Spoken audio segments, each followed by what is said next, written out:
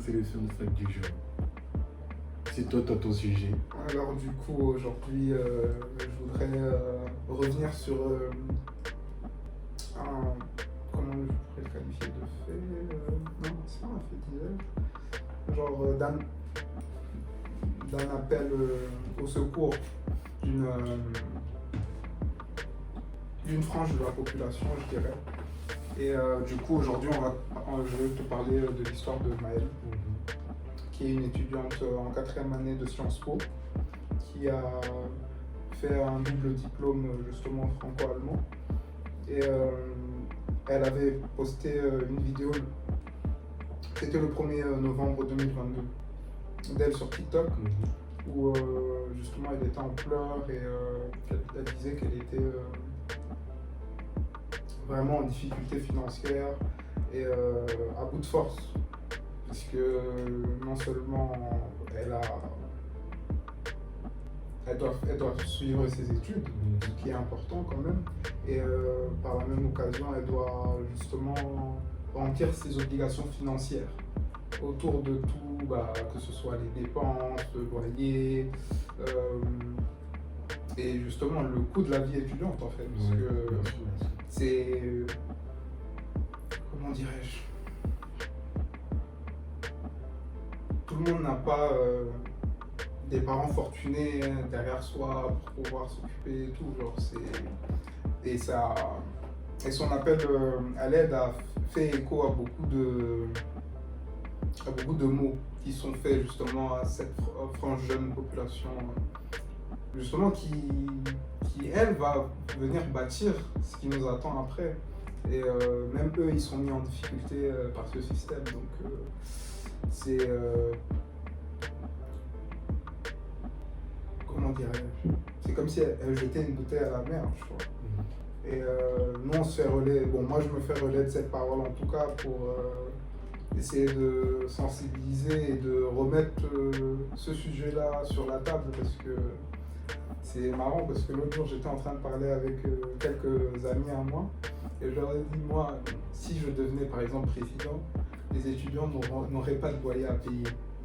Elle a dit, genre elle était en émoi, elle a dit amen, amen, genre elle était vraiment genre en mode juste ce détail là, et genre elle était contre, et genre c'était pas la seule, tu vois, qui avait eu une réaction positive de la sorte.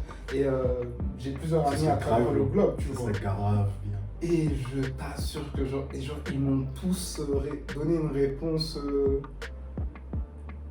chaleureuse, genre ils approuvaient de fou cette idée en fait. C'est juste le moment que tu dis que tu as enlevé une charge à quelqu'un. Non, mais c'est qu'en fait, c'est que cette charge-là n'est pas censée en être une en fait.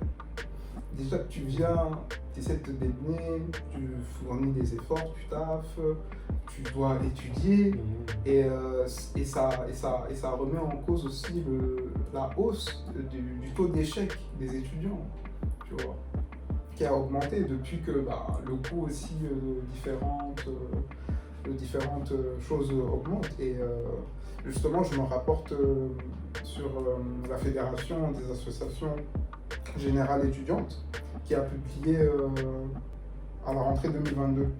Ils ont publié certains chiffres qui concernent, pour ce cas-là, juste Paris, mais il y a une résonance partout dans toutes les villes, différentes villes du monde de toute façon. Et donc selon elle, pour un étudiant, en 2022, les frais de vie courante sont en moyenne 1374 €. Dedans, tu as le loyer qui lui représente 600-700 €. Déjà, en fait le loyer c'est le premier poste de dépense. C'est la base. Après, tu as les repas universitaires, là où il y en a, c'est dans les 70. Après, tu as aussi le téléphone et Internet. Bon, après, tu as les transports. Après, tu as le loisir. Et c'est là où on a tendance justement à le plus couper en premier, justement qu'on n'arrive plus à suivre. Et tenir les deux bouts et réussir, c'est pas pour tout le monde.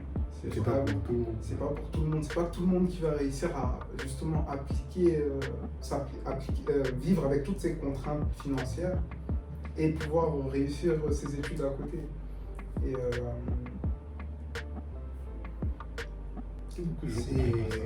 je dirais comme. Et aussi, bon, après la consommation, elle varie, elle est entre 250 et 350. Consommation des quoi? Les courses, les livres. Et du coup, je vais te présenter plus en détail l'histoire de cette jeune Maëlle. Parce que je me sais pas.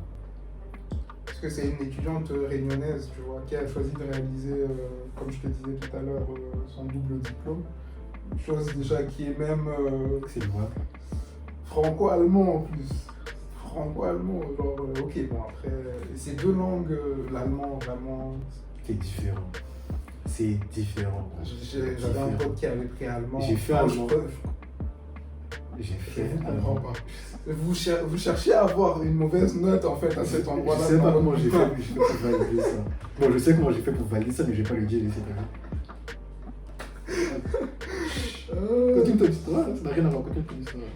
Du coup, ce que nous raconte Maëlle en détail, c'est qu'elle a dû travailler plus de 20 heures par semaine. En plus de ses cours, pour pouvoir justement payer tout ce que j'ai énuméré auparavant. Et heureusement, bon, ici en France, il y a le Crous. Ouais. Et c'est eux qui bourses, décident et qui calculent les échelons de l'aide qu'on va t'attribuer selon justement les revenus de tes parents. Et justement, c'est là où ça peut être, comment dirais-je, pénalisant. Parce qu'ils prennent les revenus qui ont été perçus 2 ans auparavant. Donc ça se trouve, 2 ans auparavant, c'était la fiesta, t'étais bien, et maintenant c'est la dèche. Ouais. Et du coup, ben, non, eux ils prennent en référence ce que tu avais 2 ans. Dis pourquoi 2 ans auparavant? Non. Ils disent rarement pourquoi. Genre, en fait, je pense que c'est 2 ans auparavant, dans la situation où tout s'est bien passé. Tu vois, genre. Je me dis peut-être c'est dans l'ordre de l'heure, on que c'était 2 ans auparavant parce que à la période de l'inscription, non, l'inscription c'était pas 2 ans auparavant. Ouais, la 4e année. L'inscription c'était pas 2 ans auparavant. Mais je m'étais dit peut-être une raison dans le fait où ils se sont dit, mais pourquoi 2 ans auparavant? J'essaie de trouver une justification, à chaque fois je me dis toujours, pourquoi 2 ans auparavant?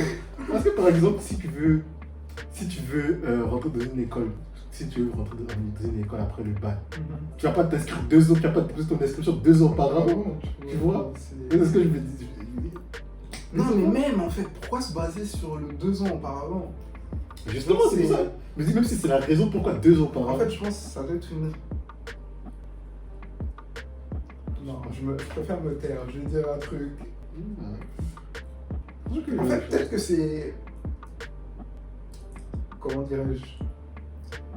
Une règle Je crois que c'est pour qui s'assurer. permet de bloquer, genre, je sais pas. Ouais, en vrai, j'arrive pas à défendre le 2 ans. J'essaie de trouver des angles, j'arrive pas à. Après, il faut que je recherche après pourquoi 2 ans, mais ouais. Donc, on continue. Du coup, et pendant l'année, justement, en 2022, elle avait juste reçu 100 € de la part du Crous. Et c'est pour la raison simple que ses parents avaient déménagé à Mayotte. Et justement, eux, ils avaient déménagé. Pourquoi? C'était pour affronter le coût de la vie. Ils ont déménagé à Mayotte pour affronter le coût de la vie ici en France. Mayotte. Ils ont coupé leur budget qu'ils allaient dépenser ici pour aller à Mayotte et vivre un peu et supporter leur fille. Ok. Donc, tu vois, et du coup, après ce qu'on appelle à l'aide sur les réseaux sociaux, ben, la jeune, heureusement pour elle, elle a reçu une vague de commentaires de soutien. Et Et comment dirais-je, grâce à la magie d'Internet, elle a pu avoir une cagnotte de 14 000 euros. Ouais, mais c'est sûr, parce que tu vois déjà, même des étudiants qui sont pas dans une situation c'est quoi quel mot je dis dans cette situation-là, peuvent s'identifier et supporter ça. Parce que même si tu n'es pas dans cette situation-là, même si tu as moins de difficultés de ta situation d'étudiant, c'est quelque chose qui te touche personnellement en tant qu'étudiant, ce genre d'histoire. Ouais, parce que justement, tu t'identifies à ça. et genre, c'est comme un phénomène de contagion en fait, cette histoire. C'est que, après, il y a eu cette solidarité. Pourquoi? Parce que je pense que beaucoup de personnes, non seulement ils ont constaté, genre c'est... Ben ouais, Parce que de ce fait, si tu aides d'une telle vigueur, c'est que tu as constaté qu'il y avait un problème quelque part. Parce que soit tu ce es quelqu'un, problème- soit tu aimes, ou soit tu connais quelqu'un qui est dans cette situation. Donc du coup, si un jour un président dit qu'il va plus faire payer les étudiants, Sachez d'où ça vient. faut voter pour lui direct. Sachez d'où ça vient. Purée. Sachez d'où ça vient. Et du coup, j'ai enchaîné avec. Bon, heureusement pour elle, ça s'est bien fini, tu vois. Mais justement, tout le monde n'est pas aidé comme elle a été. Tous ceux qui C'est sont dans sûr. cette situation. C'est sûr. C'est sûr. Et justement, c'est pour ça qu'il faudrait voir un acte globalisant, un acte de masse, tu vois. Bon, élargir élargir peut-être les bourses, ce genre de choses, le système de bourses. Pour que plus d'étudiants puissent en profiter. Je sais pas comment ça fonctionne, je ne vais pas me prononcer dessus. Parce que c'est dire, ouais, c'est l'argent des contribuables et tout. Je sais pas comment c'est alloué. Mais je pense que c'est ça qui devrait être fait. En vrai, moi, je pense qu'il devrait être fait, c'est que genre, on donne un appart à un étudiant, par exemple. On lui dit, voilà, pendant toutes les années d'études que tu feras là, cet appart qui est à toi, tu en prends soin. Il y a des systèmes comme ça. Tu en prends soin.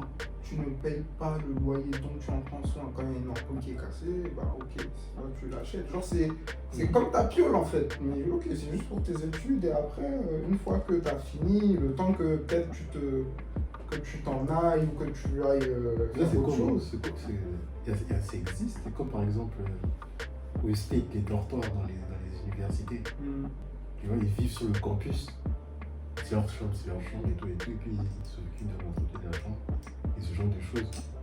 Et après, le coût n'est pas gratuit. Ils payent un surplus pour ça. Ouais, justement. Ah, Genre, c'est que, en fait, on devrait justement faire des campus à l'américaine, mais ne pas faire payer. On peut avoir genre, l'État peut avoir des revenus autrement qu'en faisant payer justement les étudiants. Ils vont toujours faire payer. Par exemple, si une école. C'est-à-dire, si une école fait ça, déjà, une école, le truc qu'on s'appelle, les inscriptions seront plus élevées. Déjà, Parce qu'elle offre ce genre. Mais non, parce qu'il faut pas juste. Ouais, c'est un truc de. Il y a des campus pour les étudiants. Ouais, ça devrait être normal qu'ils ne payent pas, mais parce qu'autour de ça, en plus, il y a plusieurs services. Il y a des factures d'électricité, il y a des factures d'eau, il y a tout ça. Il y a plusieurs services qui doivent être mis en place, des factures de sécurité. Donc, c'est autour de ça, il y a plusieurs trucs encore qui viennent. Donc, il faut payer. Donc, si on doit offrir encore plus. Même si on dit OK pour les dortoirs et tout, il y a d'autres services et d'autres coûts qui viennent en plus de ça. En plus, parce que les étudiants ne payent pas, c'est à nous de les payer. Mais c'est Donc, il cool, faut qu'on les récupère. mais je pense que même si on prenait tous les coûts de l'éducation, là, on parle des étudiants, on parle de la dernière branche de l'éducation dans le système. Genre, c'est tout aussi important que la maternelle en fait. Moi, je suis d'accord. Pour moi. Mais genre, je pense que ce serait un cadeau et ça le soulagerait énormément d'étudiants, même mentalement parlant. Ça les soulagerait d'un fardeau qui porte, après, qui ne cesse en fait de grossir ce fardeau, parce que genre les loyers ont cessé de monter, tu vois, pendant, en fait ça n'a jamais baissé, tout simplement. C'est fini, t'as fini aussi. C'est fini. Quoi, tu voulais que je t'en rajoute? Non. Après, je vais finir par pour dire que Même si ce fardeau est retiré aux étudiants, ce sera payé par d'autres personnes. L'État peut le prendre. Parce que Tous les États de Si- toutes les nations devraient prendre ça en charge. idéalement. Mais je sais qu'en pratique, si l'État veut prendre ça en charge, ça va revenir ça va être rentré dans les taxes pour l'éducation. Donc ça va être des impôts payés par qui? Les contribuables. Donc c'est juste que le fardeau est passé de quelqu'un. Non, justement. Parce que, genre, là, le schéma que tu décris, ça, c'est ce que la plupart des institutions dans le monde feraient. Mhm.